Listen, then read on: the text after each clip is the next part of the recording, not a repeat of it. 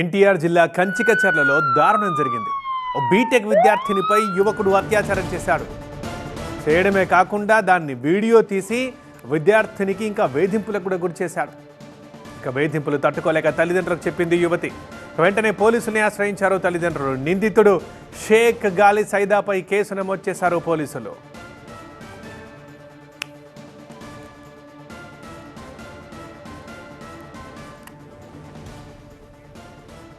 ఎన్టీఆర్ జిల్లా కంచికచర్ల నుంచి మనం ఈ న్యూస్ చూస్తున్నాం. దారుణం జరిగింది కంచికచర్లలో. ఓ బీటెక్ విద్యార్థినిపై ఒక యువకుడు, మనం స్క్రీన్ మీద చూస్తున్నాం ఫోటోలో, షేక్ గాలి సైదా, ఇతడే నిందితుడు.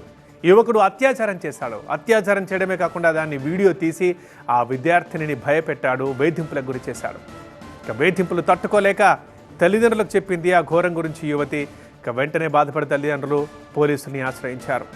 పోలీసులు వివరాలు నమోదు చేసుకుని నిందితుడు షేక్ గాలి సైదాపై కేసు నమోదు చేశారు. అతని కోసం గాలిస్తున్నారు. నిందితుడిపై కఠిన చర్యలు తీసుకోవాలంటూ అమ్మాయి తల్లిదండ్రులు డిమాండ్ చేస్తున్నారు.